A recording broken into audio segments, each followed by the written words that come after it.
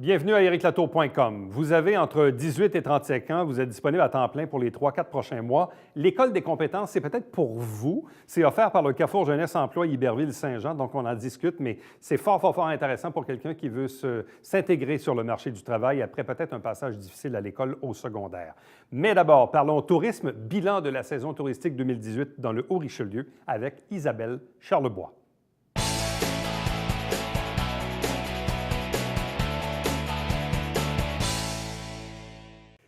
Parlons tourisme, parlons bilan de l'année 2018, ici même dans le Haut-Richelieu. Contexte où l'économie va bien, on est même en situation de plein emploi. Bref, l'économie roule et on le voit que ça se ressent également au niveau des bilans touristiques un peu partout au Québec. En Montérégie, on a fait l'exercice il y a quelques semaines. Faisons-le plus localement ici dans le Haut-Richelieu avec Isabelle Charlebois. Bonsoir et bienvenue. Bonsoir, Eric. Quand on regarde les chiffres, il y a une augmentation des chiffres d'affaires, il y a une augmentation de la fréquentation dans les hébergements, c'est un peu la même chose. Bref, quel est le topo ou l'effet saillant de l'année 2018 pour vous? Bien, en fait, en 2018, à part le beau temps qui a été de notre côté, il faut se le dire. C'est sûr qu'il y a au niveau de l'économie une effervescence aussi au niveau autant touristique là, que dans plusieurs environnements, mais il y a aussi des nouveaux produits dans la région, une nouvelle commercialisation qui se fait depuis quelques années, puis ça commence à apparaître, je pense, là, au niveau événementiel autant qu'au niveau des attraits. Donc. Quel est le portrait type du visiteur? Parce qu'on constate, statistique à l'appui, que 3 visiteurs sur 4 dans le Haut-Richelieu est un excursionniste. Donc, quelqu'un qui ne fait pas dodo ici, qui ne dort pas ici. À notre grand désarroi, oui, c'est ça. Mais c'est le positionnement géographique en même temps qui fait ça beaucoup. Oui. Bien, on se le dit depuis plusieurs années, le jour où on va avoir un attrait important dans la région, on va déplacer des gens de plus loin, probablement. Donc, un attrait, on a les montgolfières, c'est sûr. Puis pendant les montgolfières, on a un achalandage important. Mais ça dure 9 jours. Ça dure 9 jours. Donc là, c'est sûr que pour la région, on cherche toujours à développer des attraits majeurs pour attirer des gens de plus loin. Pour l'instant, c'est sûr que le gros pourcentage, on dit à peu près 80 des excursionnistes. Puis même dans le 20 il y en a à peu près juste la moitié qui dorment dans les hôtels. Les autres dorment chez les amis de la famille ou dans des Airbnb.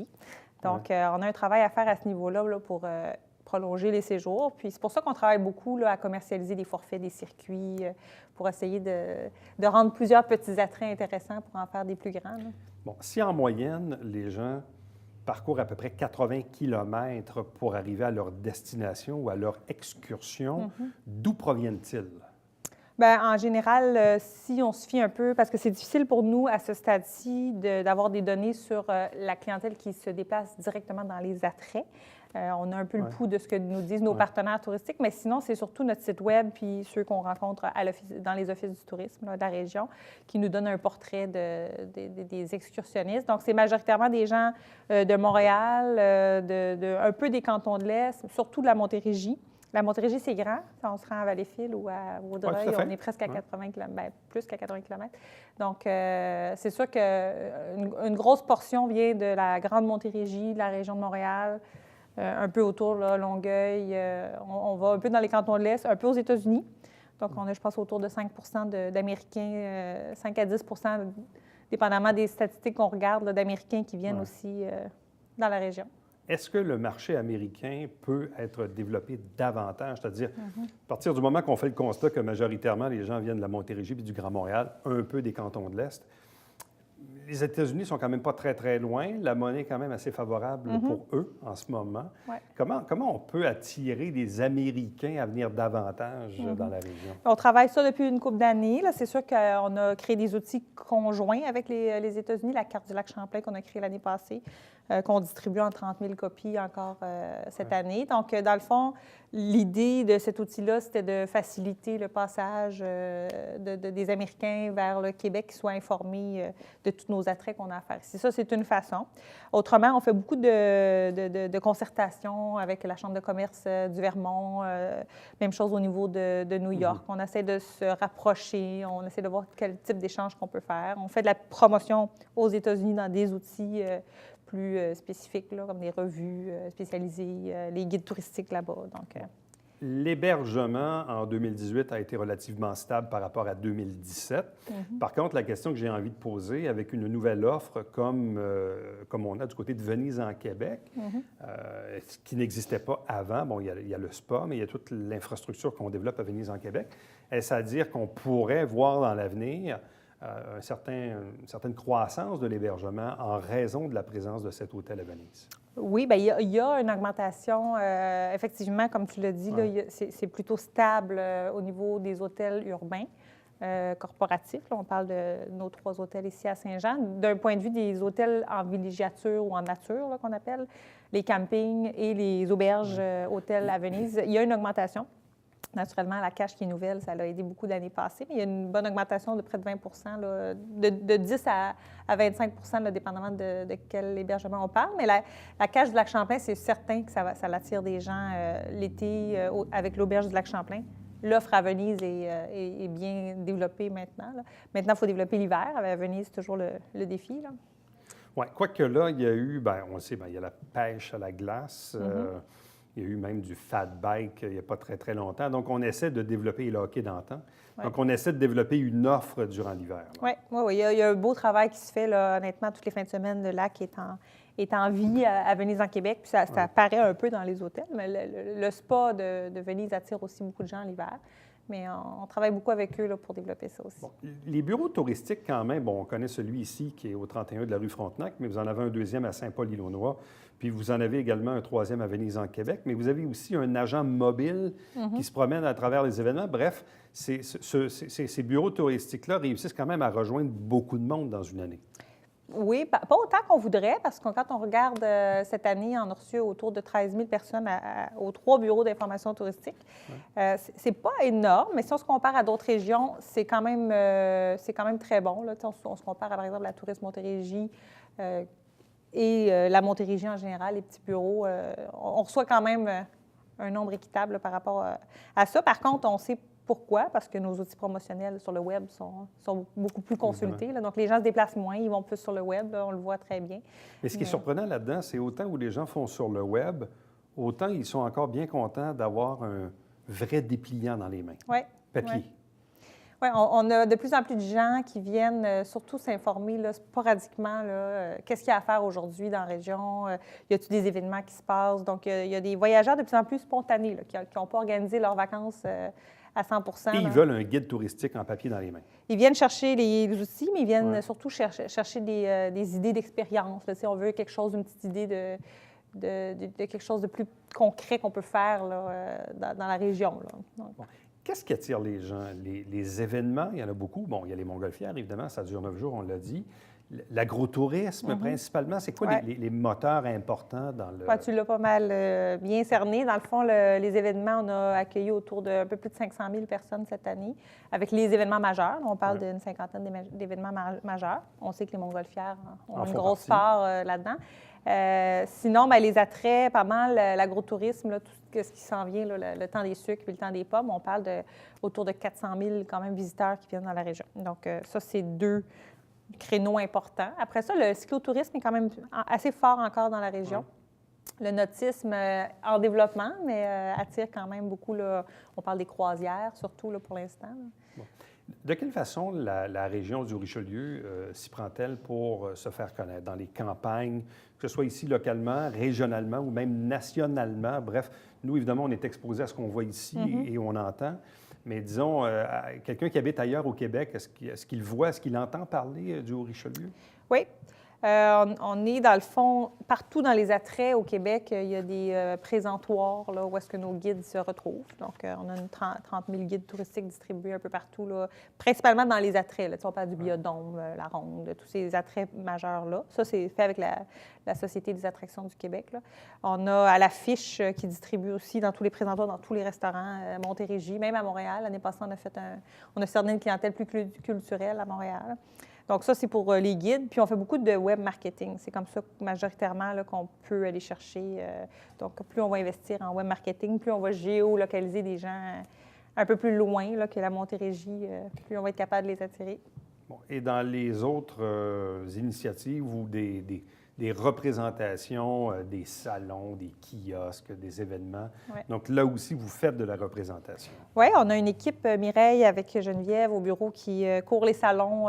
C'est surtout le printemps et l'automne. Donc, on fait tous les salons spécialisés, vélo, nautisme, les salons événementiels pour le tourisme d'affaires. Donc, on a une dizaine par année.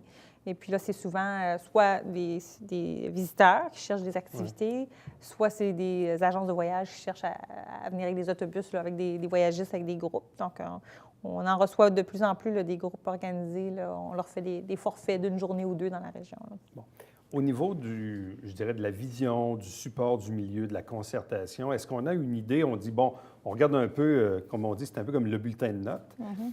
En même temps, ça nous dit, bon, si effectivement on veut augmenter l'hébergement, ça prend peut-être un attrait, mais un attrait qui va faire en sorte que les gens vont être forcés de dormir ici, dans le fond, de venir d'un peu plus loin. Bref, quelle est un peu la vision d'avenir, court, moyen, long terme, pour développer le tourisme dans une région comme la nôtre, qui est près de Montréal, qui est près des États-Unis? Bref, c'est quoi la vision d'avenir du développement touristique? Bon, on travaille sur différents développements en ce moment. On travaille sur un développement qui est plus de positionner le patrimoine de la région, parce que c'est quelque chose qu'on a très fort dans la région, qu'on n'a peut-être pas assez mis en valeur encore. Donc, on travaille sur actuellement un projet, peut-être qu'on a déjà parlé brièvement, là, de rallye patrimonial à la Fort-Boyard. Donc, ça, c'est un projet qu'on met en place pour la prochaine année. Qui se veut faire rayonner là, le patrimoine, l'histoire de la région. On vous en reparlera un peu plus quand on fera le lancement officiel. Puis sinon, il y a tout le développement de la rivière Chelieu qu'on travaille depuis un an, qui aboutit tranquillement là, avec des espoirs là, pour 2020 là, de développer là, une escale là, autour de la rivière, pas une escale, mais une destination touristique autour de la rivière Chelieu. Donc, c'est les deux principaux actuellement qu'on travaille. Là. Est-ce qu'une fois le tronçon de 11-12 km de l'autoroute 35 complété entre Saint-Sébastien et Phillipsburg, est-ce que selon vous, ça va avoir un certain impact, peut-être même au niveau de la clientèle américaine, de savoir qu'il y a une autoroute au grand complet qui est là maintenant? Certainement. Bien, autant pour les visiteurs américains en voiture, mais aussi pour le cyclotourisme, ça va faciliter, pas l'autoroute, là, mais quand on va réussir à développer la piste cyclable qu'on veut développer aussi ça me fait penser à ce projet-là aussi, entre Venise et Saint-Jean. Là, il n'y a pas du tout de piste cyclable actuellement autour de la 133 pour se rendre. Donc, ça, c'est un projet aussi en développement qui va attirer une clientèle américaine. Pour l'autoroute, bien, c'est sûr que ça va faciliter la venue de tout le monde. Forcément. Isabelle Charlebois, merci beaucoup. Ça me fait plaisir. Restez avec nous, puisqu'au retour, on vous parle de l'École des compétences.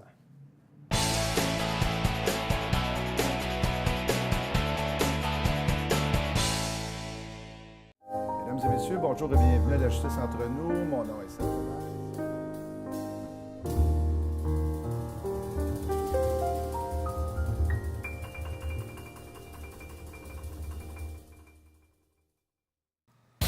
Salut, ici Alexandre Baudouin. Et François Trépanier. François, cette semaine à Sport Express, on parle de décanquer. Sébastien Godette, Pascal Beggs et JF Diorio. Voilà. On voulait s'entretenir aussi avec Robert Kraft, mais il s'est fait arrêter, François. Manquez pas ça.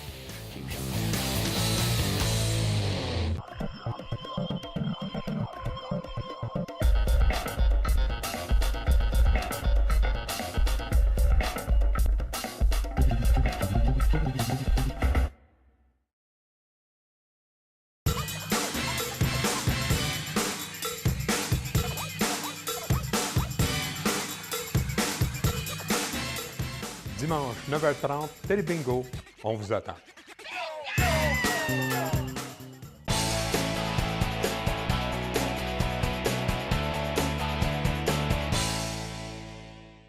Tu as entre 18 et 35 ans. Tu es disponible à temps plein à compter du 18 mars pour une période variant de 14 à 17 semaines, donc ça nous amène jusqu'à la fin juin.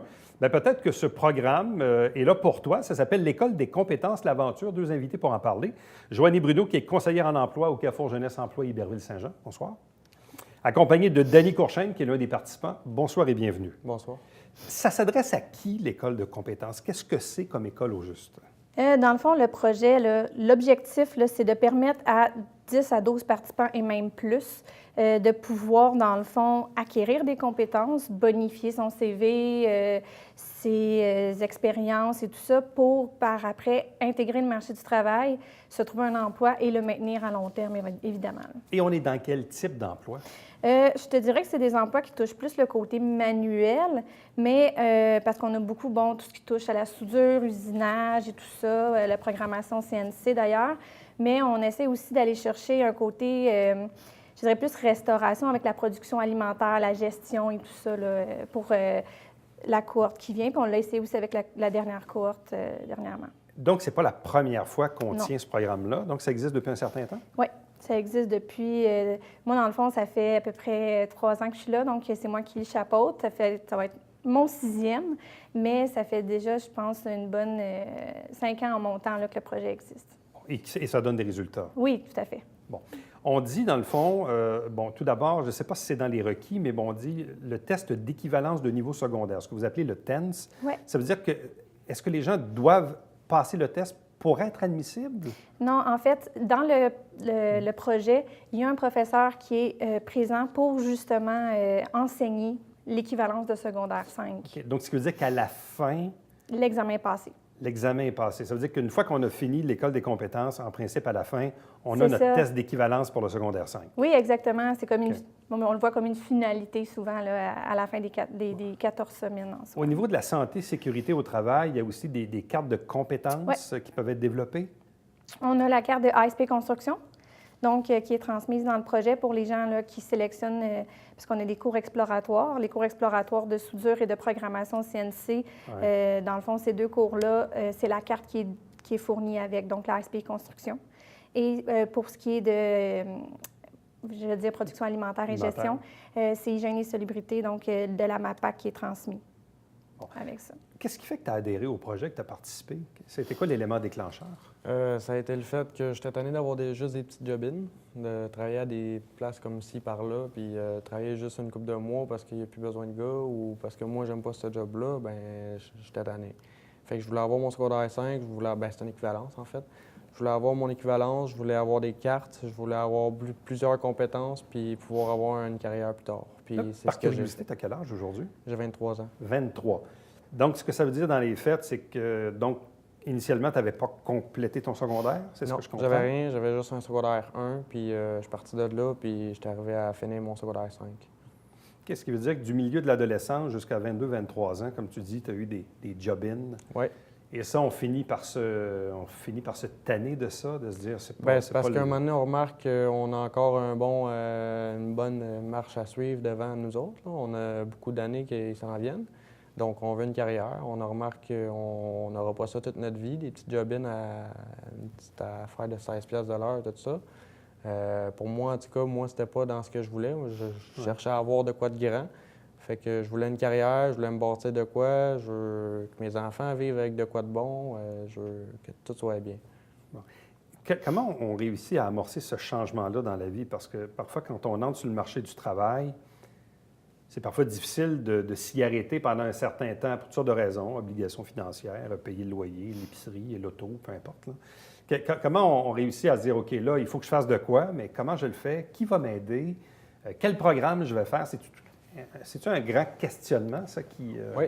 J'ai, bien franchement, pendant une couple d'années, j'ai essayé d'adhérer à l'École des compétences. J'ai pas pu y aller parce que j'étais pas assez... les affaires financières ne marchaient pas. Je pouvais pas me permettre de lâcher ça puis d'avoir ça. Donc, la personne qui m'a aidé le plus, c'est vraiment ma blonde. Depuis que j'étais avec elle, en fait, elle, ça ne dérangeait pas de m'aider avec ça. Elle a même foncé avec moi, à m'encourager. Puis, à cause de elle, surtout, j'ai réussi à aller bien dans mes financements, dans ce que j'avais comme argent. Bon. Et là, toi, dans le fond, tu as participé ou tu vas participer à la prochaine cohorte? J'ai participé. Tu as déjà participé, donc, à la précédente cohorte. J'ai participé, j'ai terminé le 14 janvier. À peu OK, donc près, quand même ouais. assez récent, là. Oui, Ouais. oui, oui.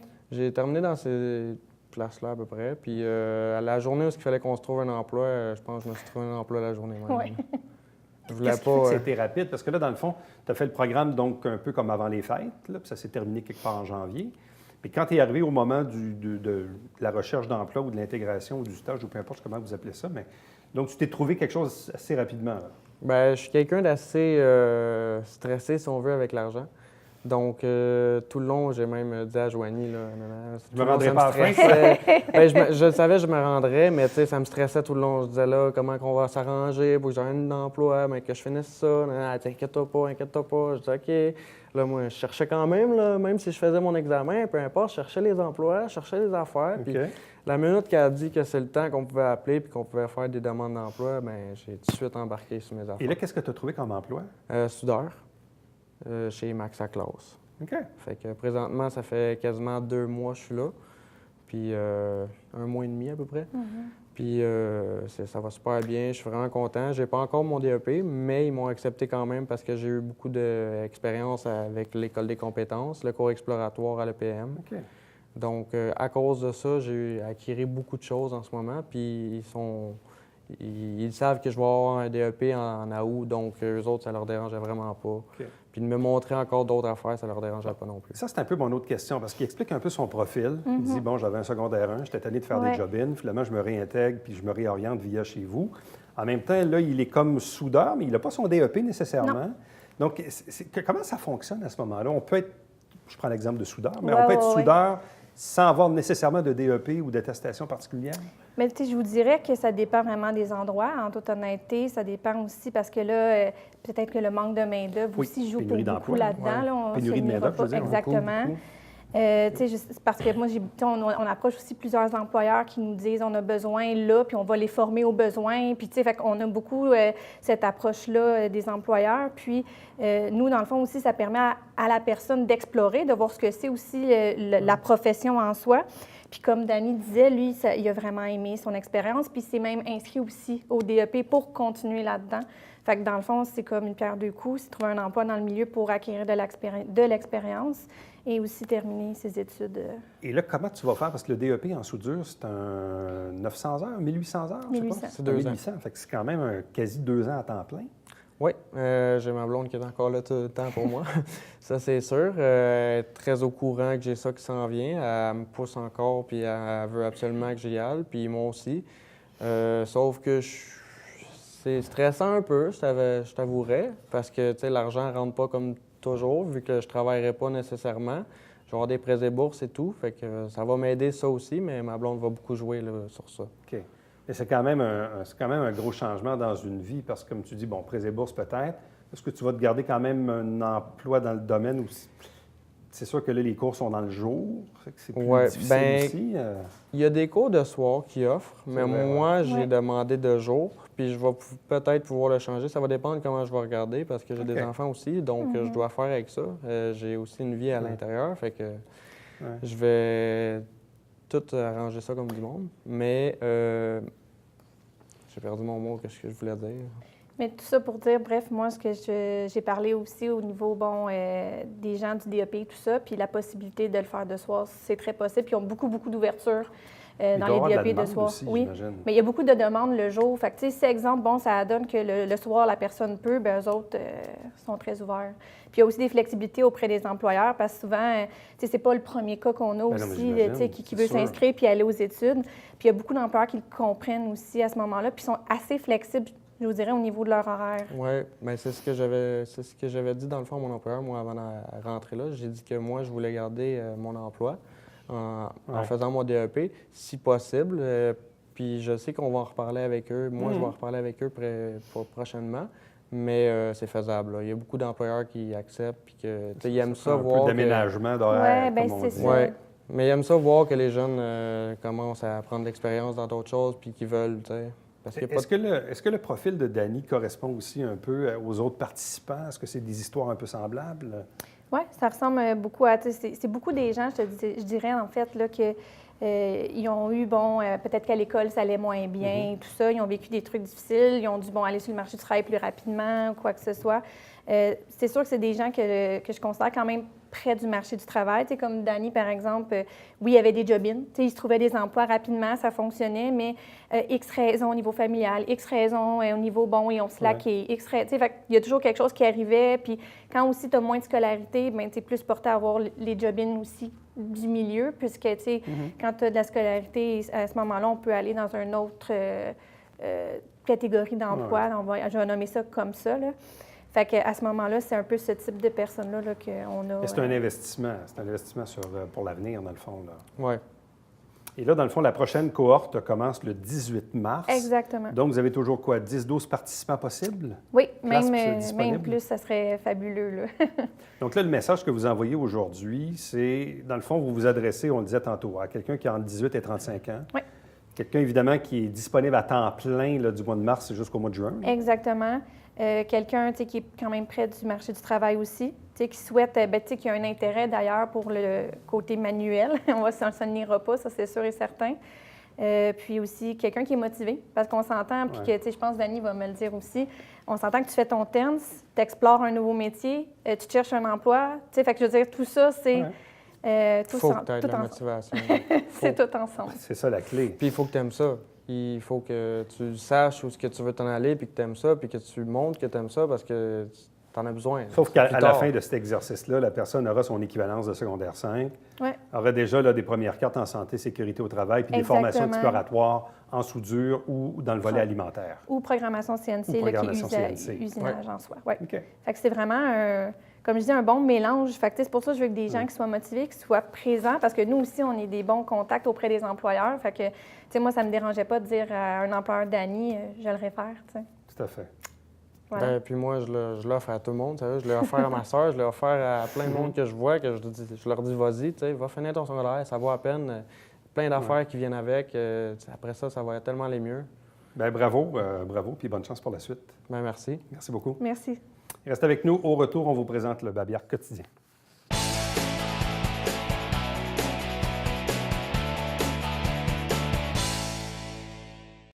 Martine Delvaux va présenter Thelma, Louise et moi. C'est jeudi le 7 mars à la Bibliothèque Saint-Luc. C'est dans le cadre aussi de la Journée internationale des femmes. Donc, si ça vous tente, bien sûr, allez faire un tour à la bibliothèque. Chaque semaine, des extraits des travaux du Conseil via l'émission Saint-Jean-sur-Richelieu. Chaque dimanche matin, 9h30 en direct, c'est le Télébingo avec 4 000 $ en prix, 30 dépositaires pour acheter vos livrets un peu partout sur le territoire desservi par la télévision du Haut-Richelieu.